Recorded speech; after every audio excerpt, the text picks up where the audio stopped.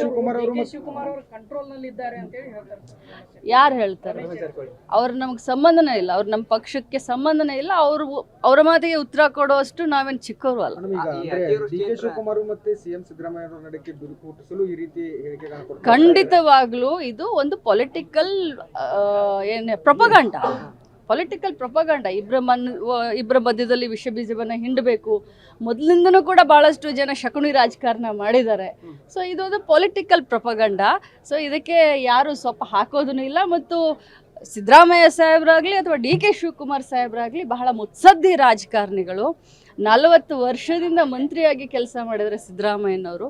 7ನೇ ಬಾರಿ ಡಿ.ಕೆ. ಶಿವಕುಮಾರ್ ಅವರು ಶಾಸಕರಾಗಿದ್ದಾರೆ. ಯಾರು ಚಿಕ್ಕ ಮಕ್ಕಳಲ್ಲ.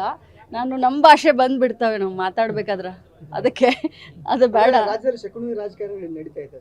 ಇದೇನು ಮತ್ತೆ ಈಗ ನಿನ್ನೆ ಮಾತನಾಡಿದ್ದು ಏನಿದು? ಅವ್ರಿಗೇನು ಸಂಬಂಧ? ನಮ್ಮ ಪಕ್ಷದಲ್ಲಿ ಮುಖ್ಯಮಂತ್ರಿ ಮಾಡೋದು ಹೈಕಮಾಂಡ್, ಅವ್ರಿಗೆ ಸಂಬಂಧ ಇಲ್ಲ. ಏನು ವಿಜೇಂದ್ರ ಮಾಡ್ತಾರ? ನಮ್ಮ ಕಾಂಗ್ರೆಸ್ ಪಕ್ಷದಲ್ಲಿ ಮುಖ್ಯಮಂತ್ರಿಯನ್ನ ವಿಜೇಂದ್ರ ಮಾಡ್ತಾರ?